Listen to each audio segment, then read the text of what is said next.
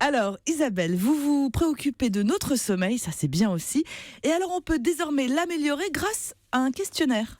Alors vous vous êtes réveillée, Elena, ce matin déjà fatiguée. Il est 11h09 vous étiez minutes. là, Et Isabelle. vous êtes déjà épuisée. C'est peut-être un manque de sommeil ou une mauvaise qualité de sommeil qui est en cause. Alors pour en avoir le cœur net et surtout savoir s'il faut consulter ou pas, rendez-vous sur le site du réseau Morphée qui, avec des spécialistes du sommeil, a mis en ligne un questionnaire pour nous aider à évaluer notre sommeil. Alors ça dure 15 minutes, c'est complètement gratuit et il y a plein de questions au hasard, le nombre de réveils par nuit, les difficultés d'endormissement, la sensation de ne pas avoir fermé l'œil de la nuit quand vous vous réveillez.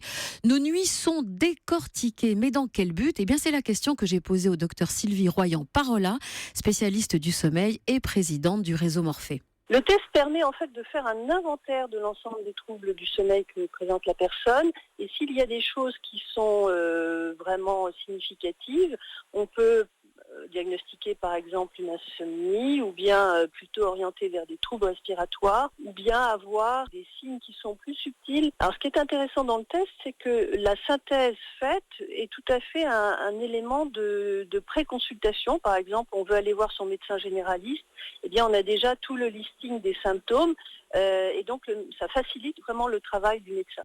Alors si vous souhaitez en savoir plus, tester votre sommeil, rendez-vous sur le site questionnaire-au-singulier.réseau-morphée.fr. Gérald. Et elle a raison, la consoeur, quand elle parle de troubles respiratoires notamment. Il y a un trouble qui est l'apnée du sommeil et parfois on se lève crevé, on dort un peu dans la journée. C'est tout simplement parce qu'on fait des pauses respiratoires pendant la nuit et ce questionnaire permet déjà de dépister certains signes avant d'orienter par exemple vers une polysomnographie, c'est-à-dire un enregistrement du sommeil.